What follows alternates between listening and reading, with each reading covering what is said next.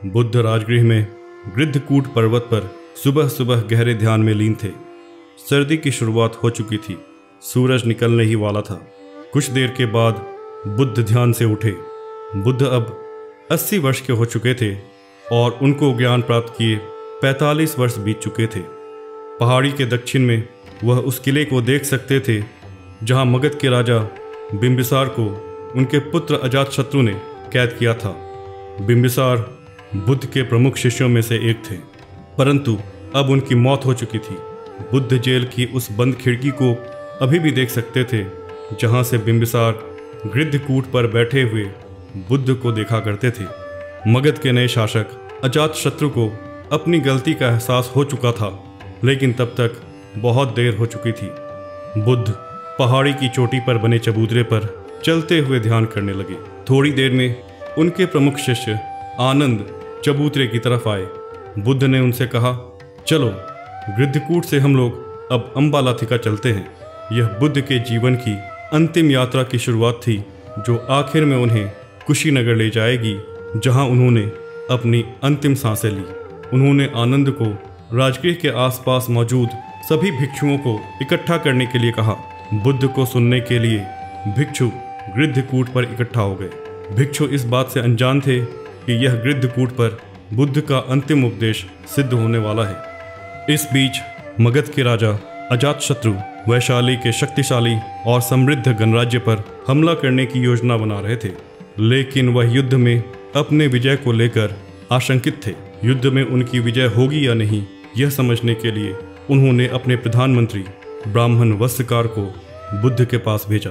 वत्सकार सुबह सुबह गृद्धकूट पहुंचे और बुद्ध का अभिवादन कर महाराज अजातशत्रु की योजना के बारे में बताया। बुद्ध ने उनसे कहा कि जब तक वैशाली गणराज्य के लोग उनके द्वारा गणतंत्र की समृद्धि के लिए दी गई शिक्षाओं का पालन करते रहेंगे, वे केवल प्रगति करेंगे और वैशाली की पराजय नहीं हो सकती। प्रधानमंत्री को अब विश्वास हो गया था कि वैशाली पर हमले में मगध की हार तय है। वह वैशाली को हराने के लिए अन्य संभव तरीकों के बारे में सोचते हुए गृद्धकूट से लौट आए। जब प्रधानमंत्री चले गए तो बुद्ध वहां से उठकर भिक्षुओं को उपदेश देने चले गए। उपदेश के बाद बुद्ध और भिक्षुओं की विशाल मंडली अम्बालाथिका के लिए रवाना हुई। उन्होंने नालंदा में रात्रि विश्राम किया। अगले दिन उन्होंने पाटली ग्राम के लिए यात्रा प्रारंभ की। पाटली ग्राम गंगा नदी के किनारे एक छोटी सी बस्ती थी जहां वो रात्रि विश्राम करते। उनकी योजना यहां से अगली सुबह गंगा नदी पार कर वैशाली जाने की थी। उन्होंने पाटली ग्राम नाम के इस छोटे से गांव में एक खाली घर में रात बिताई। इस छोटी सी बस्ती में बहुत बड़े पैमाने पर निर्माण कार्य चल रहा था। आनंद ने उन्हें बताया कि यह निर्माण मगध राज्य के 2 मंत्रियों सुनीता और वत्सकार द्वारा किया जा रहा था। राजा अजातशत्रु ने वैशाली गणराज्य के संभावित हमलों से राज्य की रक्षा के लिए गंगा नदी के तट पर किलेबंदी करने का आदेश दिया था। बुद्ध ने आनंद से कहा कि यह पाटली ग्राम एक बहुत समृद्ध शहर बनने जा रहा है, लेकिन शहर पर बाढ़, आग और आपसी मतभेद का खतरा हमेशा बना रहेगा। कुछ दशकों के बाद पाटली ग्राम वास्तव में पूरे भारत में राजनीति और अर्थव्यवस्था का महत्वपूर्ण केंद्र बन गया और यह शक्तिशाली मगध साम्राज्य के नई राजधानी पाटलिपुत्र के नाम से प्रसिद्ध हुआ। उन्होंने सुबह गंगा नदी पार की। वैशाली के आसपास के कुछ गांवों में रहने के बाद वे अंततः वैशाली में प्रवेश कर गए, जो उस समय भारत के सबसे बड़े शहरों में से एक था।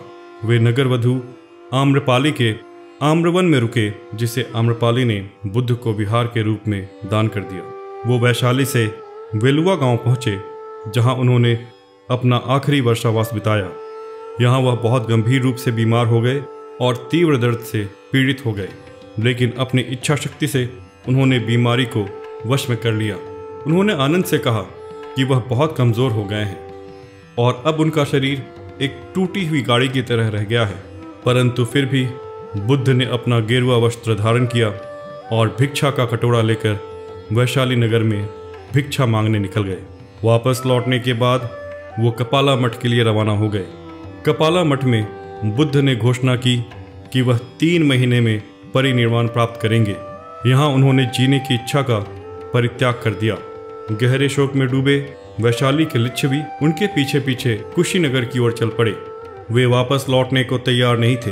आखिरकार उन्हें वापस लौटने को तैयार करने के लिए बुद्ध ने एक नदी की माया उत्पन्न की। इसने आखिरकार उन्हें घर लौटने के लिए मजबूर कर दिया। बुद्ध ने उन्हें अपनी भिक्षा का कटोरा दे दिया और उन्हें अपने अपने घरों को लौट जाने को कहा। इस घटना की याद में उस स्थान पर बाद में लिच्छवियों ने एक स्तूप का निर्माण किया, जिसे अब केसरिया स्तूप के नाम से जाना जाता है। बुद्ध और भिक्षुओं का दल पावा गांव में पहुंचा। यहाँ वह कुंडा नाम के एक लोहार के आम्रवन में रुका। कुंडा ने बुद्ध और भिक्षुओं की मंडली को भोजन के लिए आमंत्रित किया, जिसे बुद्ध ने स्वीकार कर लिया। कुंडा ने सुकर माधव नाम का एक विशेष व्यंजन तैयार किया था। बुद्ध के निर्देश के अनुसार उन्होंने केवल बुद्ध को यह भोजन परोसा और बाकी बचे भोजन को जमीन में गाड़ दिया गया। बाकी लोगों ने अलग भोजन किया। भोजन के बाद बुद्ध को पेट में तेज दर्द के साथ गंभीर पेचिश हो गई। हालांकि वो गंभीर रूप से बीमार और बेहद कमज़ोर हो गए थे, लेकिन उन्होंने अपनी अंतिम यात्रा जारी रखी। उन्होंने आनंद से कहा, कुंडा के मन में आने वाले किसी भी पश्चाताप की भावना को खत्म करने के लिए उन्हें अवश्य बताया जाए कि उनका भोजन आनंदमय था। इसे बुद्ध के जीवन के 2 सबसे महत्वपूर्ण भोजन में से एक के रूप में याद किया जाएगा। पहला भोजन वो था जिसे सुजाता ने बुद्ध को ज्ञान की प्राप्ति से पहले दिया था। पावा में अपने जीवन का आखिरी भोजन करने के बाद वो कुकुत्था नदी पहुँचे, जहाँ बुद्ध ने अपना अंतिम स्नान किया। बीमारी और कमजोरी के चलते वे रास्ते में कई बार रुके। उन्होंने आनंद से कहा कि वह उसी रात के तीसरे पहर को परिनिर्वाण लेंगे। वह वैशाख मास की पूर्णिमा की रात थी। वो आखिर में कुशीनगर में मल्ल लोगों के सालवन में अपने अंतिम विश्राम स्थल तक पहुँचे। सालवन हिरण्यवती नदी के तट पर स्थित था। उन्होंने आनंद को 2 साल वृक्षों के बीच उनका वस्त्र फैलाने का निर्देश दिया।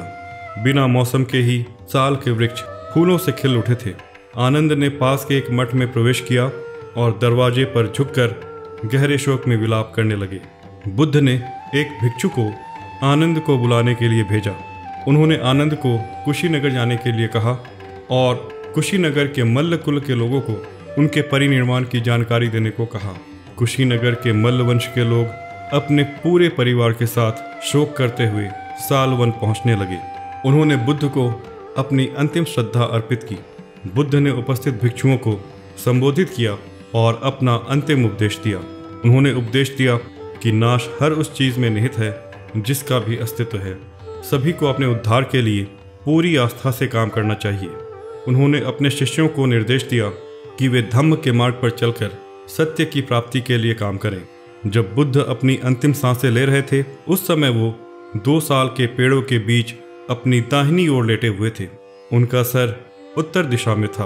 अंत में उनके शिष्यों में से एक अनिरुद्ध ने घोषणा की कि बुद्ध ने परिनिर्वाण प्राप्त कर लिया है। बुद्ध ने 543 ईसा पूर्व में वैशाख महीने की पूर्णिमा की रात महापरिनिर्वाण प्राप्त किया। कुशीनगर के शासक ने अंतिम संस्कार की व्यवस्था की और उनका संस्कार एक चक्रवर्ती सम्राट के सम्मान के अनुसार किया गया। आनंद के निर्देश के अनुसार बुद्ध के शरीर को नए कपड़े में लपेटा गया, फिर रुई में और फिर से नए कपड़े में लपेटा गया। उनकी चिता चंदन और कई प्रकार के सुगंधित लकड़ियों से बनाई गई। बुद्ध की मृत्यु के 7वें दिन उनके शरीर को दाह संस्कार के लिए उस स्थान पर ले जाया गया जहां मल्ल राजाओं का राजाभिषेक किया जाता था। चिता के पूरी तरह जल जाने के बाद आकाश में बादल छा गए और वर्षा होने लगी, जिससे तथागत की चिता ठंडी हो गई। उनके दाह संस्कार के बाद बुद्ध के अस्थि अवशेषों के अधिकार को लेकर गंभीर बहस शुरू हो गई। वहां उपस्थित सभी कुल के लोग अस्थि अवशेषों पर अपना दावा कर रहे थे। तीखी बहस सुनकर ब्राह्मण द्रोण ने सभा को संबोधित किया और सुझाव दिया कि अस्थि अवशेषों को 8 समान भागों में विभाजित कर दिया जाए और सभी 8 कुलों को बराबर हिस्सा दे दिया जाए। सभी ने इस सुझाव पर सहमति जताई और अवशेषों को बांटने की जिम्मेदारी स्वयं द्रोण को दे दी गई।